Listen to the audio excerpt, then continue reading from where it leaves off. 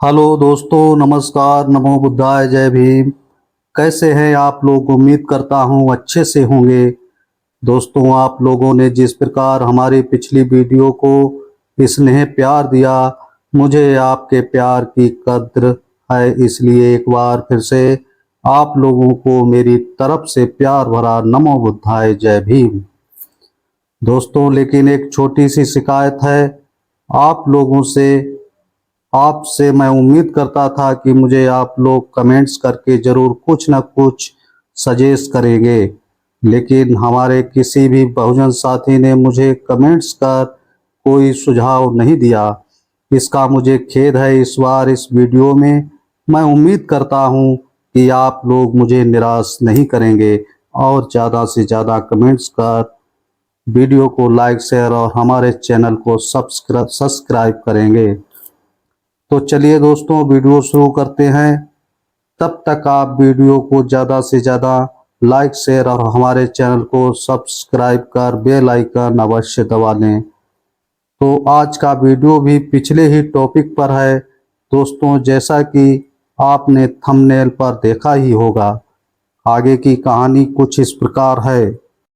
जब राम जी सूबेदार की स्टोर कीपर की नौकरी छूट गई तो वह परिवार सहित सतारा से बंबई चले आए, यही सोचकर कि बंबई में बच्चों की पढ़ाई भी ठीक से हो सकेगी। आनंद राव और भीमराव दोनों का एलिफेस्टन हाई स्कूल में नाम लिखाया गया। स्कूली किताबों का पढ़ना तो भीम को एकदम अच्छा न लगता था, किंतु बाहर की किताबों को वह बहुत पढ़ना चाहता था। स्कूली किताबों को तो वह स्कूल आते जाते समय एक आंख भर देख लेता। बुद्धिमान होने से उतने भर से ही स्कूल में उसकी पोजीशन बनी थी। धीरे धीरे बाहरी पुस्तकें पढ़ने का शौक उसका संग्रह भी करने के शौक में बदल गया। यह शौक बेचारे राम जी सूबेदार को बहुत महंगा पड़ने लगा, किंतु वह जैसे भी बनता किताबों संबंधी भीम की हर नई से नई मांग को पूरा करने की कोशिश करते। पुस्तकों का संग्रह करने का यह शौक उम्र भर डॉक्टर भीमराव अंबेडकर का साथी रहा। बहुत ही कम लोगों के पास अपनी पुस्तकों का इतना बड़ा संग्रहालय रहा होगा जितना बड़ा संग्रहालय बड़े होने पर बाबा साहब ने एकत्र कर लिया था। उन्होंने अपना राजगृह मकान केवल अपने रहने के लिए नहीं बनवाया था, बल्कि अपनी पुस्तकों को ही रखने के लिए। एलिफेस्टन हाई स्कूल सरकारी हाई स्कूल था, तो क्या हुआ, अध्यापक और विद्यार्थी तो वहां के भी दकियानूसी ही थे। एक दिन गणित के अध्यापक ने भीम से कहा कि जाओ तुम बोर्ड पर सवाल को हल करो। ज्यों ही भीम बोर्ड की ओर बढ़ा, लड़के चिल्ला पड़े, हमारी रोटियों के डिब्बे बोर्ड के पीछे रखे हैं, वह छू जाएंगे। जब लड़कों ने अपने अपने डिब्बे उठा लिए तभी भीम बोर्ड के पास जा सका। अध्यापक ने लड़कों को कुछ नहीं कहा, उसका काम उन्हें गणित पढ़ाना था, कुछ शिष्टाचार सिखाना नहीं।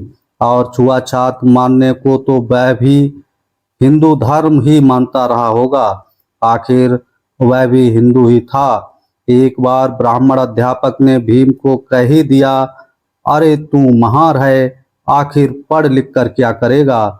भीम ने मुंह तोड़ उत्तर दिया, मैं पढ़ लिख कर क्या करूंगा सर, यह पूछना आपका काम नहीं।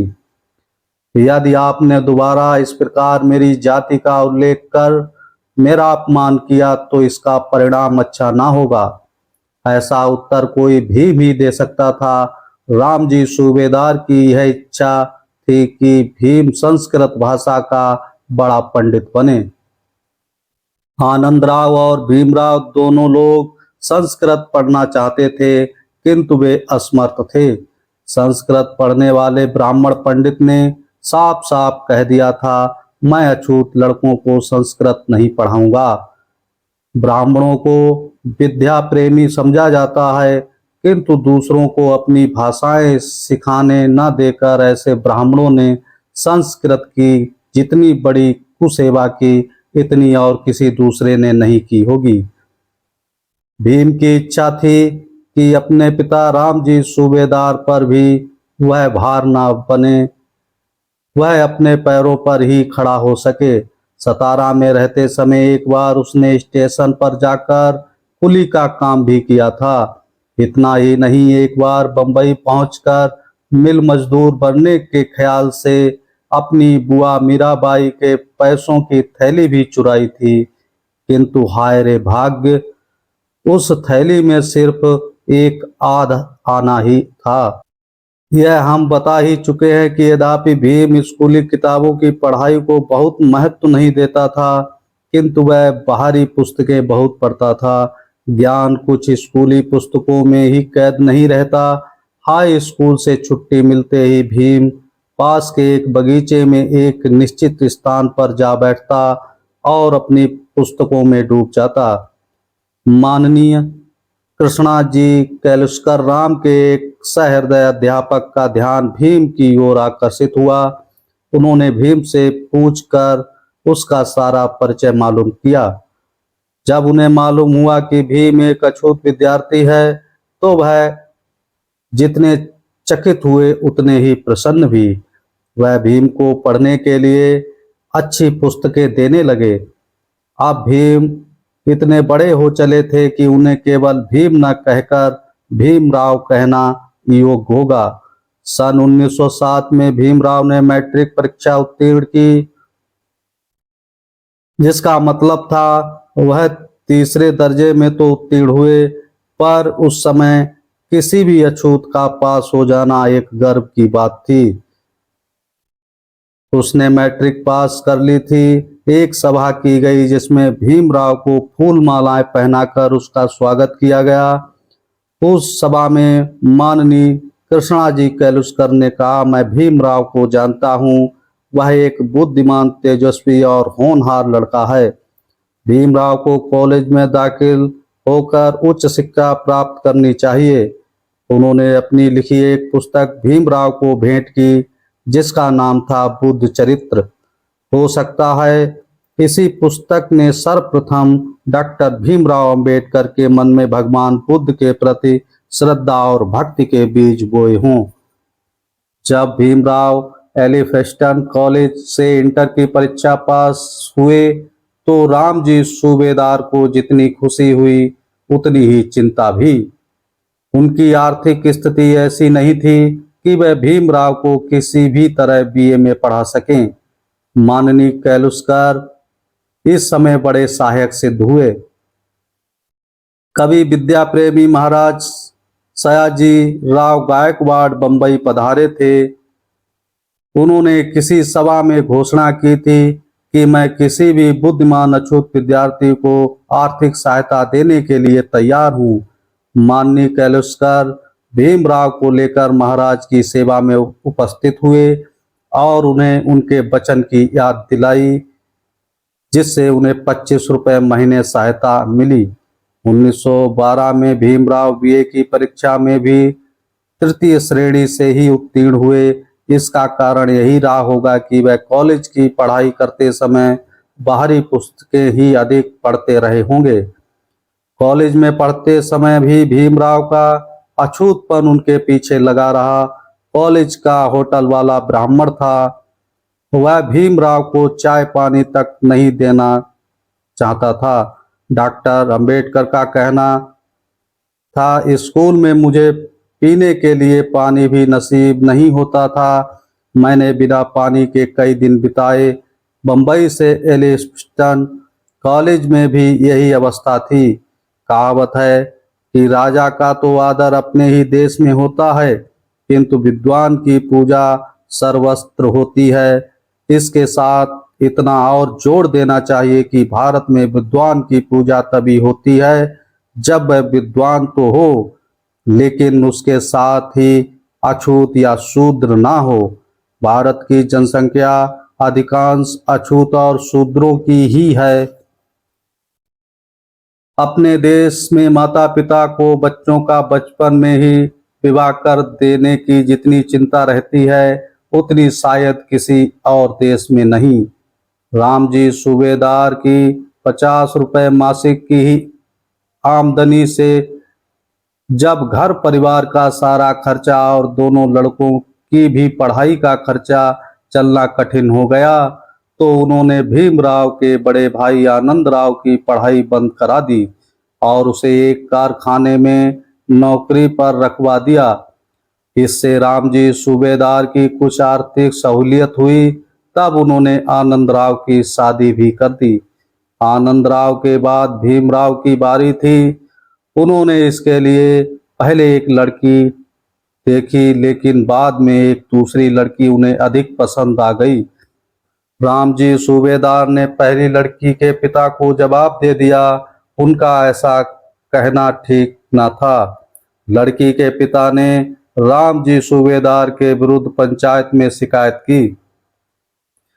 रामजी सूबेदार ने अपना दोष कबूल किया।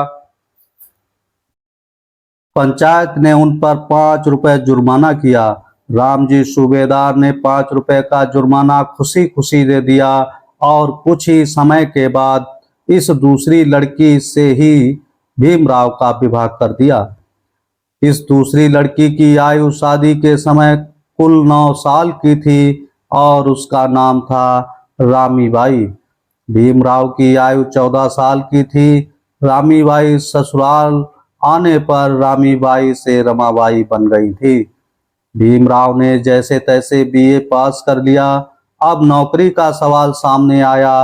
रामजी सूबेदार चाहते थे कि भीमराव बंबई में ही नौकरी करें, किंतु भीमराव को महाराज सयाजी गायकवाड़ से जो सहायता मिली थी उसका ख्याल कर बड़ौदा राज्य की सेवा करने का निश्चय किया। भीमराव ने महाराज को पत्र लिखा। महाराज ने भीमराव को बड़ौदा बुलवा तो लिया, किंतु उनकी रहने खाने की कोई व्यवस्था नहीं की। भीमराव को बीए पास कर सकने के बाद भी और बड़ौदा में भी अपने अछूतपन के कारण काफी हैरान और परेशान होना पड़ा। वह बड़ौदा में अधिक दिन रह ही न पाए थे कि उन्हें बंबई से तार मिला। पिता बीमार हैं, चले आओ। भीमराव ने 2 सप्ताह की छुट्टी लेकर बड़ौदा से बंबई के लिए प्रस्थान किया। इस समय वह बड़ौदा में लेफ्टिनेंट के पद पर नियुक्त थे। बड़ौदा से बंबई आते समय रास्ते में सूरत स्टेशन पड़ता है। भीमराव की इच्छा हुई कि पिता के लिए सूरत स्टेशन से थोड़ी बर्फी ले चलें। शायद रामजी सूबेदार को बर्फी बहुत पसंद रही होगी। भीमराव बर्फी के लिए स्टेशन पर उतरे ही थे कि उधर गाड़ी चल दी। भीमराव दूसरी गाड़ी से बंबई पहुंचे।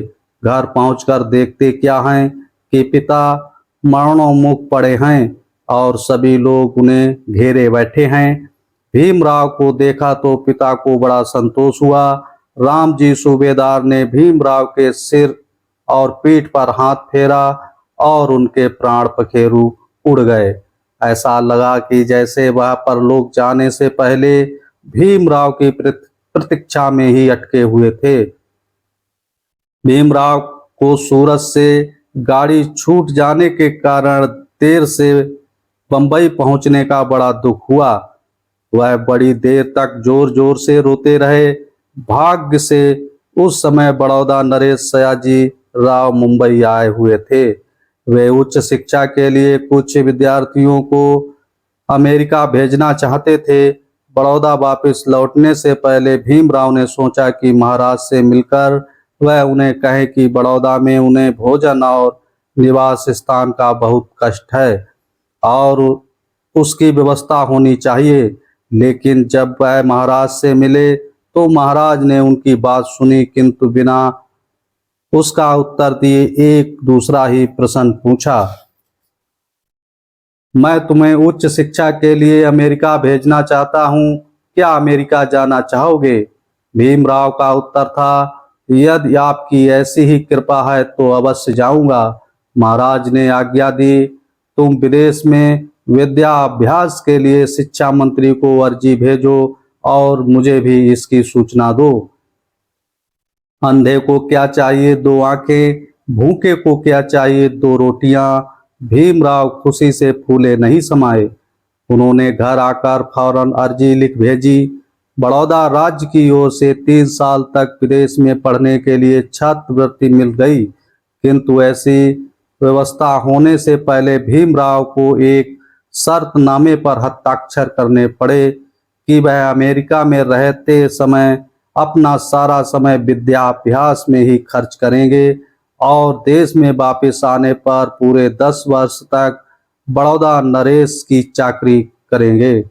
भीमराव ने यह शर्तनामा स्वीकार किया और देश छोड़ने से पहले महाराज से मिलकर उनकी इस कृपा के लिए अपनी कृतज्ञता प्रकट की। अमेरिका जाने की बात पक्की हो गई, किंतु अब पिता के भी न रहने पर अमेरिका प्रवास के दिन में घर का खर्च कैसे चलेगा, यह चिंता सवार हुई।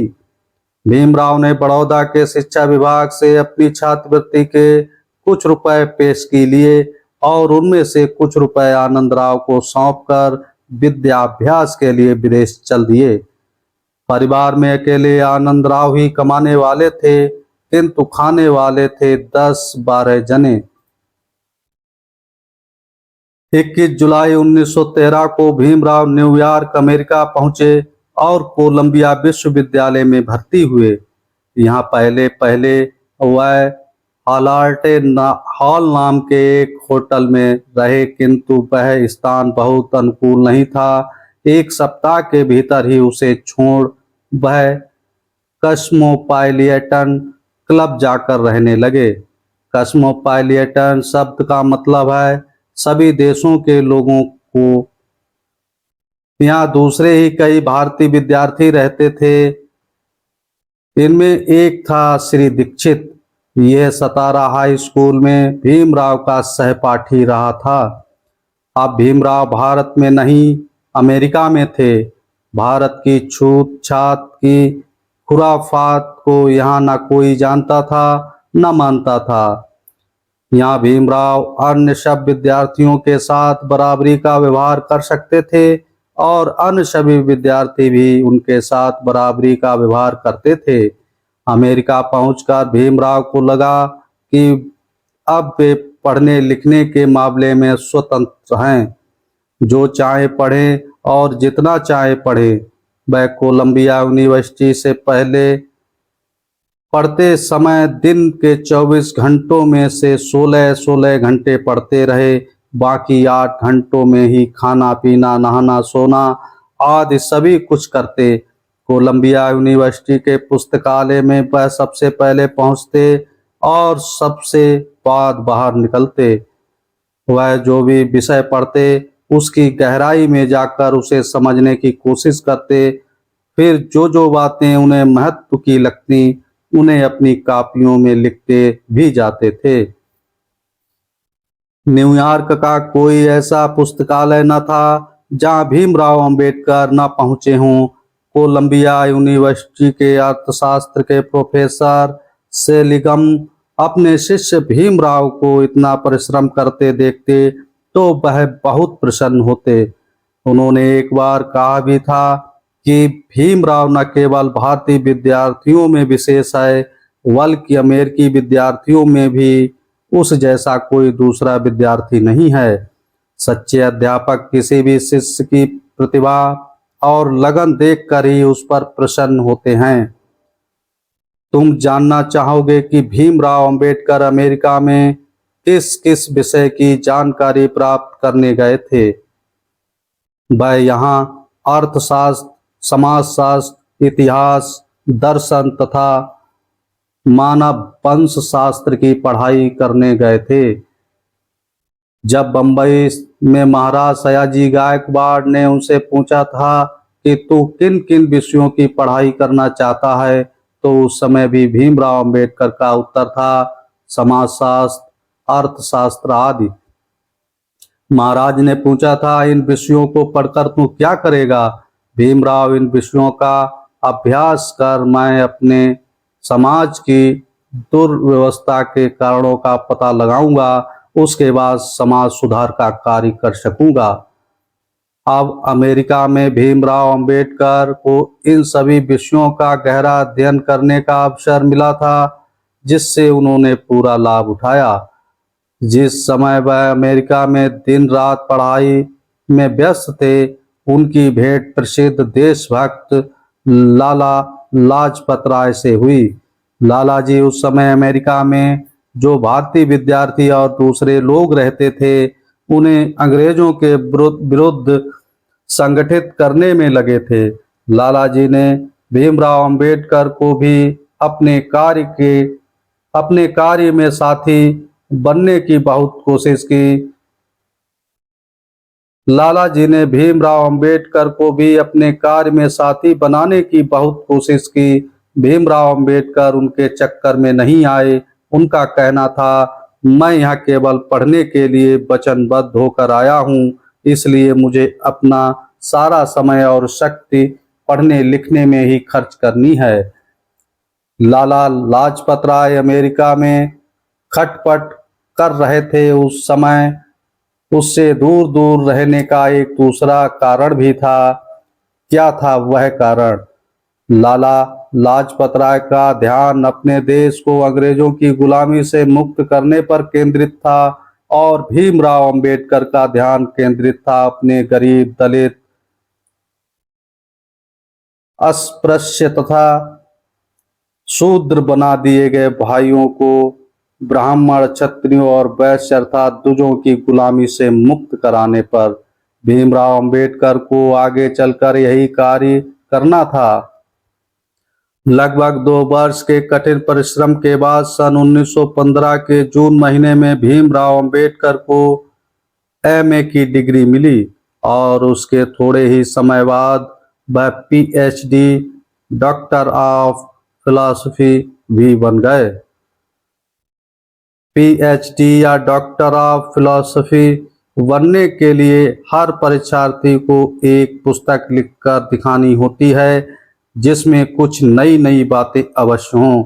डॉक्टर भीमराव अंबेडकर ने अंग्रेजों के राज्य में देश का जातीय धन विषय पर अपना शोध प्रबंध लिखा। यूनिवर्सिटी ने उसे मान्यता दी और भीमराव अंबेडकर को अपने आप को डॉक्टर लिखने का अधिकार भी दिया। किंतु तब भी एक बड़ी बाधा के कारण भीमराव अंबेडकर विधिवत डॉक्टर नहीं घोषित किए जा सकते थे। कारण यही था कि डॉक्टर भीमराव अंबेडकर के पास अपना ग्रंथ छपवाने के लिए पैसे नहीं थे। 1926 में डॉक्टर भीमराव अंबेडकर का लिखा हुआ वही पूरा ग्रंथ थोड़े भिन्न नाम से इंग्लैंड से प्रकाशित हुआ। तब कोलंबिया यूनिवर्सिटी ने डॉक्टर भीमराव अंबेडकर के डॉक्टर बन जाने की विधिवत घोषणा की।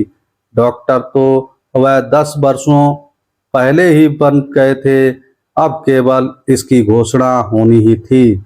डॉक्टर भीमराव अंबेडकर ने अमेरिका से भारत लौटने से पहले इंग्लैंड जाकर वहां अपना अर्थशास्त्र का अध्ययन पूरा कर आने की बात सोची। उन्होंने बड़ौदा राज्य के शिक्षा अधिकारियों को अपनी छात्रवृत्ति 2 वर्षों के लिए और आगे बढ़ाने की बात लिखी। शिक्षा अधिकारियों ने उनकी प्रार्थना नहीं मानी। बाद में स्वयं महाराज के कहने सुनने से 1 वर्ष की परवानगी दी गई। डॉक्टर भीमराव अंबेडकर को अपनी लंदन की पढ़ाई को अधूरा छोड़कर ही लंदन से बंबई का टिकट कटाकर भारत वापस लौटना पड़ा। यदि डॉक्टर भीमराव अंबेडकर के पास पैसा होता, यदि बड़ौदा सरकार ने दी 2 वर्षों के लिए और उनकी छात्रवृत्ति मंजूर कर दी होती, तो वह अभी भारत ना लौटते। किंतु मरता क्या न करता कि कहावत के अनुसार उन्हें मजबूरी में भारत लौटना पड़ा। वह लंदन से लौटे तो एक जहाज में तो उन्होंने अपनी पुस्तकें और अन्य सामान भेजा तथा दूसरे जहाज से स्वयं लौटे। विश्व में लड़ाई के दिन चल रहे थे। जिस जहाज में उनकी किताबें थीं, उस जहाज को ही संभवतः किसी जर्मन पनडुब्बी ने डुबो दिया था। यही बड़ी बात हुई कि स्वयं डॉक्टर भीमराव अंबेडकर उस जहाज में नहीं थे। वह सकुशल भारत पहुंचे। पुस्तकों और सामान के नुकसान से डॉक्टर अंबेडकर को बहुत दुख हुआ, किंतु उन्होंने जो सामान लंदन से दूसरे जहाज में भेजा था उसका बीमा करा दिया था। बीमा कंपनी वालों ने उन्हें 600 रुपए देकर उनके नुकसान की भरपाई की। उस समय वह 600 रुपए डॉक्टर भीमराव अंबेडकर के बड़े काम आए। यद्यपि लंदन से लौटकर डॉक्टर अंबेडकर बंबई में ही किसी नौकरी की तलाश कर सकते थे, किंतु क्योंकि वह बड़ौदा सरकार का पैसा इसी शर्त पर लेकर अमेरिका गए कि लौटकर पूरे 10 वर्ष तक बड़ौदा सरकार की नौकरी करेंगे, इसीलिए उन्होंने बड़ौदा जाकर बड़ौदा राज्य की नौकरी करना ही अपना प्रथम कर्तव्य समझा। वह बंबई से बड़ौदा गए।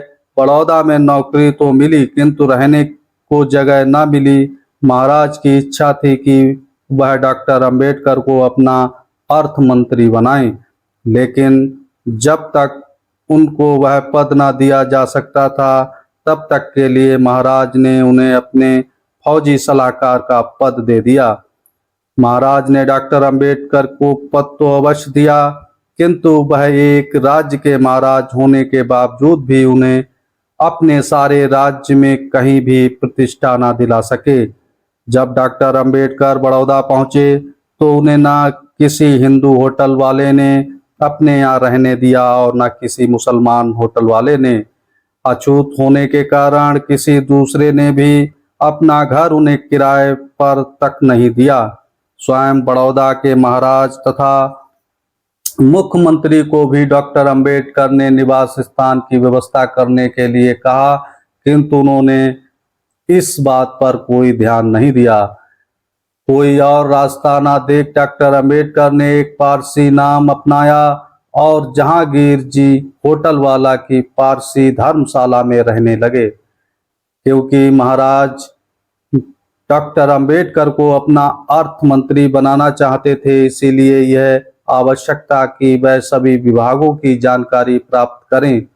परंतु जब सरकारी विभागों के सरकारी नौकरों को पता लगा कि महाराज एक पढ़े लिखे महार को ले आए हैं और उसे उनके सिर पर बिठाना चाहते हैं, तो उन सब में कानाफूसी शुरू हुई कि अब क्या किया जाए। वह वही कर सकते थे जो कुछ करने की शिक्षा उन्हें उनका धर्म देता था, अर्थात एक अछूत का भरकस अपमान।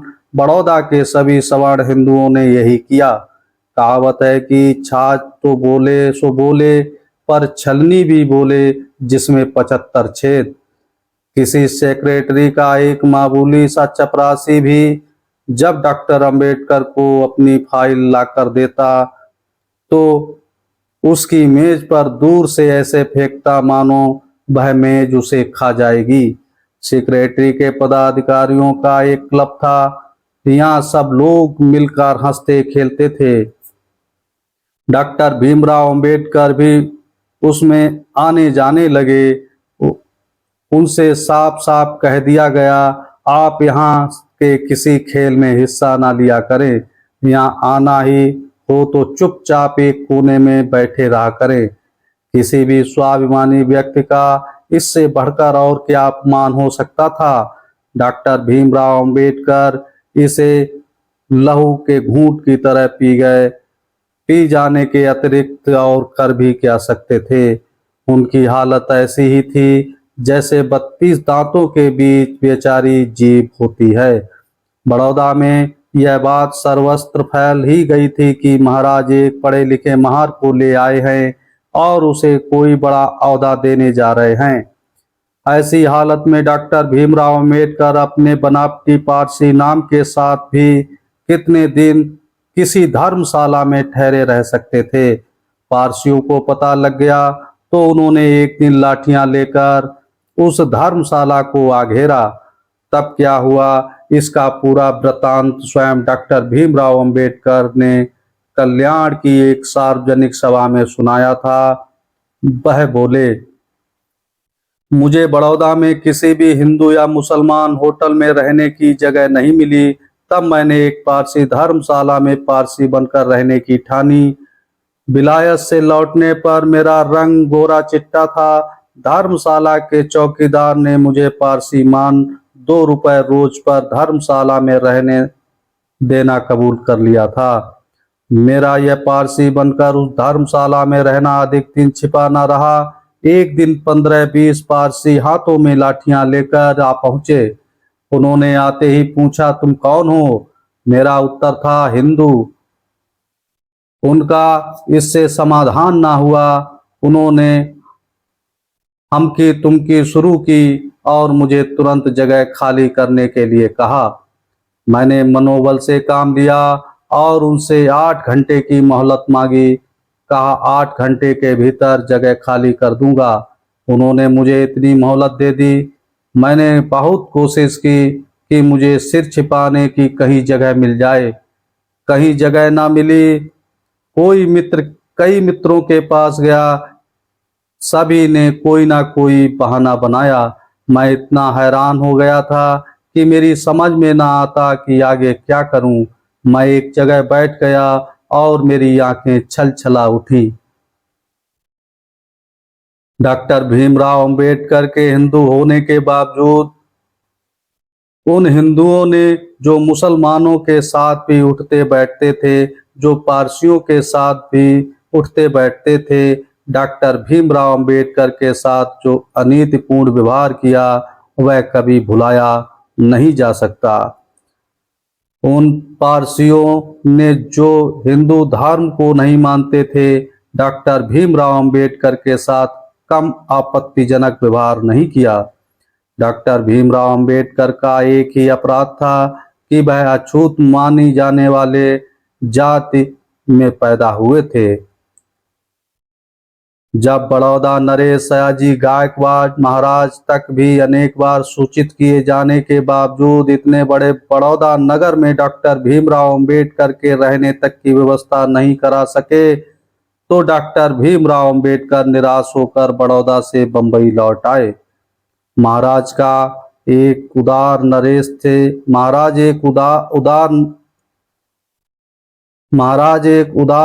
थे, इसमें संदेह नहीं, किंतु थे वो भी एक हिंदू ही। जब डॉक्टर भीमराव अंबेडकर बंबई चले आए और यहीं बस गए तो बड़ौदा के अधिकारियों ने शिकायत की कि डॉक्टर भीमराव अंबेडकर अपने वचन के मुताबिक सरकारी नौकरी में नहीं रहे। इसे कहते हैं जले पर नमक छिड़कना। यद्यपि डॉक्टर भीमराव अंबेडकर बंबई वापस चले आए थे, किंतु उनका मन अभी भी बड़ौदा में ही था। वह चाहते थे कि बड़ौदा राज्य सरकार को उन्होंने जो वचन दिया है वह निभ जाए। बंबई आकर उन्होंने अपनी सारी आप बीती अपने हित चिंतक माननीय कृष्णा जी कैलुस्कर को सुनाई। बड़ौदा के प्रोफेसर माननीय जोशी कैलुस्कर के मित्र थे।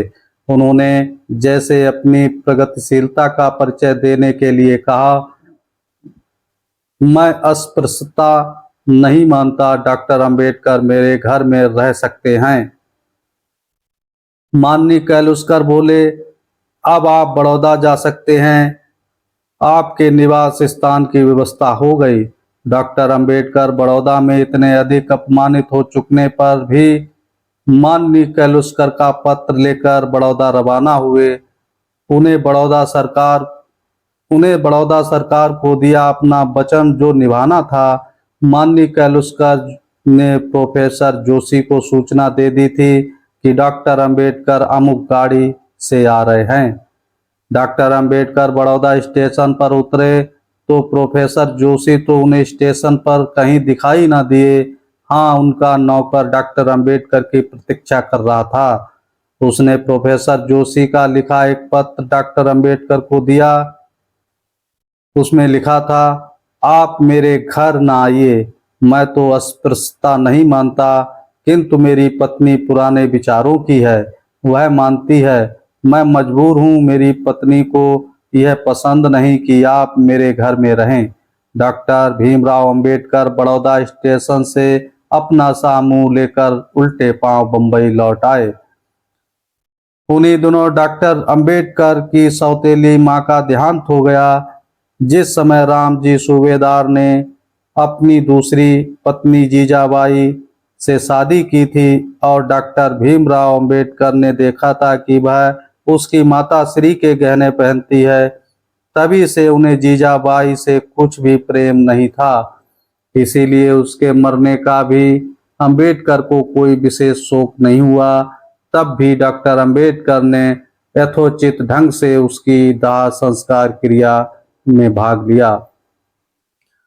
अब डॉक्टर अंबेडकर को कहीं ना कहीं कुछ भी करके थोड़ा पैसा कमाना था, घर का खर्च चलाने के लिए, अपना खर्च चलाने के लिए, और सबसे ऊपर दोबारा लंदन जाकर पढ़ाई करने के लिए डॉक्टर भीमराव अंबेडकर ने बहुत कोशिश की कि उन्हें काम मिल जाए, लेकिन जिधर देखो उधर असफलता ही असफलता। उन्हें एक आध ट्यूशन का काम मिला, वह भी शीघ्र छूट गया। उन्हें अर्थशास्त्र का ज्ञान था। बम्बई के सट्टे के व्यापारियों को सलाह देने के लिए एक निजी कंपनी शुरू की, जिससे शुरू में उन्हें आय हुई, किंतु जब उनके पास आने जाने वालों को पता चला कि उन्हें सलाह देने वाले विद्वान होने पर भी एक महार है, उन्होंने उनके पास आना जाना बंद कर दिया। डॉक्टर अंबेडकर को अपने दफ्तर का टाट उलट देना पड़ा। फिर और भी कई जगह नौकरी की खोज की, सभी जगह असफलता मिली। डॉक्टर भीमराव अंबेडकर प्रायः चाय पीकर घर से निकलते तो दिन भर जहां तहां भटकते, किंतु कहीं भी कोई पैर तक न रखने देता। प्रसिद्ध अंग्रेजी अखबार पत्र रीडर्स इडजल्ट ने डॉक्टर अंबेडकर की समय की अवस्था का वर्णन इन शब्दों में किया था: कभी कोई फुट कर काम मिल जाता तो मिल जाता, नहीं तो भारत के शिक्षितम लोगों में से एक डॉक्टर भीमराव अंबेडकर उन दिनों लगभग पूरे 1.5 वर्ष तक बेकार घूमते रहे, दरिद्रता की अवस्था में रहा और अत्यंत दुखी रहे। यह सारी कीमत डॉक्टर भीमराव अंबेडकर को अपने अछूत होने और हिंदू बने रहने के कारण ही चुकानी पड़ी थी। एक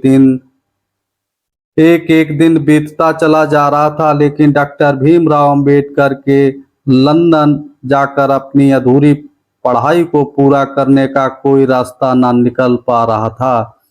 4 पैसे कमा सकने के लिए डॉक्टर भीमराव अंबेडकर ने अपनी लिखी 2 पुस्तकें छपवाई कि उन्हीं से उन्हें कुछ आमदनी होगी। इन पुस्तकों से भी उन्हें पैसा न मिला, बल्कि पास की जो थोड़ी पूंजी थी वह भी खर्च हो गई। इस पर भी भीमराव अंबेडकर ने हिम्मत नहीं हारी। इनके 2 ही काम थे, कुछ भी करके कुछ कमाना और साथ साथ नौकरी की खोज करते रहना, तथा जब भी समय मिले पुस्तकालय जा बैठना और पढ़ना लिखना। इसी बीच अचानक सुना कि बम्बई के सरकारी सेडनहम कॉलेज और अर्थशास्त्र के एक प्रोफेसर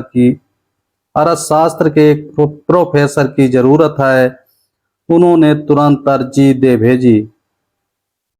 इसी बीच अचानक सुना कि बम्बई के सरकारी सिडनेहम कॉलेज को अर्थशास्त्र के एक प्रोफेसर की जरूरत है। उन्होंने तुरंत अर्जी दे दी। इस कॉलेज की स्थापना लॉर्ड सिडनेहम के नाम से हुई थी। लॉर्ड सिडनेहम पहले मुंबई के गवर्नर रह चुके थे और डॉक्टर अंबेडकर उनसे लंदन में मिल चुके थे।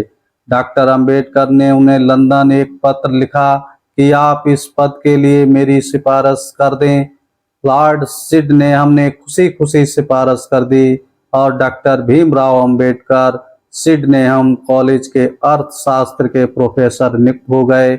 उनका वेतन 450 रुपये मासिक, जो किसी भी तरह कम नहीं कहा जा सकता था। यह उस समय की बात है जब 1 रुपए का 1 शेर घी आ जाता था।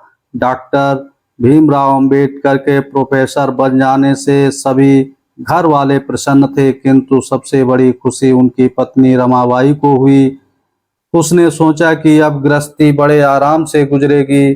बेचारी को क्या मालूम था कि डॉक्टर जितना प्रेम उनसे करते हैं, उससे किसी भी तरह का प्रेम वह अपनी पढ़ाई से नहीं करते थे। नौकरी के लिए भी उन्होंने एक सारी खटपट अपनी लंदन की अधूरी पढ़ाई का खर्च करने के लिए ही की थी। कॉलेज जान कॉलेज आने जाने और चाय आदि पीने में डॉक्टर भीमराव एक दिन में उस समय के 20 पैसे से अधिक नहीं खर्च करते थे। पुस्तकों का खरीदना एक प्रकार से बंद ही था। घर के खर्च के लिए 50 रुपए से 60 रुपए मासिक देते और इससे अधिक किसी को कुछ भी फालतू ना खर्च करने देते। इस प्रकार पैसा पैसा जोड़कर डॉक्टर अंबेडकर 2 वर्षों में लगभग 7,000 रुपए जमा कर लिए। उनकी एक काट कसर उनकी पत्नी को एक आंख ना भाती थी। वह सोचती थी कि जब भगवान इतना काफी दे रहा है तो इतनी काट कसर किस लिए। उसकी बड़ी से बड़ी कामना सुखपूर्वक गृहस्थी चलाने की थी। वह यह समझ ही नहीं सकती थी कि डॉक्टर अंबेडकर के मन में एक आग जल रही है, अधिक से अधिक ज्ञान संग्रह कर जाति सेवा करने की आग। दोनों की दृष्टि में आकाश पाताल का अंतर रहने पर भी दोनों में प्रेम था। डॉक्टर अंबेडकर रमाबाई को प्यार से रामू कहकर पुकारते थे। वह बड़ी धार्मिक प्रवृत्ति की पतिपरायण स्त्री थी। डॉक्टर अंबेडकर को रमाबाई से 3 संतानें हुई, यशवंत, रमेश, गंगाधर। रमेश और गंगाधर छोटी आयु में ही चल बसे। आगे चलकर भी 2 संतानें हुई, वो भी अल्प जीवित ही रहीं। डॉक्टर अंबेडकर की कीर्ति को बनाए रखने के लिए उनके एकमात्र पुत्र माननीय यशवंतराव अंबेडकर सौभाग्य से आज भी जीवित हैं। तो दोस्तों, आज की कहानी हम यहीं पर ख़त्म करते हैं। दोस्तों, ये जो यशवंतराव की बात कही, ये कहानी जब डॉक्टर भदंत कौशल्यान जी ने ये पुस्तक लिखी तब उन्होंने कहा आज हमारे बीच यशवंतराव अंबेडकर जी नहीं हैं। हाँ, उनके परिवार के सदस्य जरूर रतनराज अंबेडकर हमारे बीच आज भी और सामाजिक कार्यों में लगे हुए हैं। तो आज का वीडियो हम यहीं पर समाप्त करते हैं। वीडियो को ज़्यादा से ज़्यादा लाइक करें, शेयर करें और हमारे चैनल को सब्सक्राइब करें। हमारे समाज में हमारे वीडियो को दोस्तों जल्दी से जल्दी पहुंचाने का कष्ट करें, जिससे कि हमारा समाज अपने साहित्य को जान पढ़ सके, समझ सके। नमस्कार। नमो बुद्धाय। जय भीम।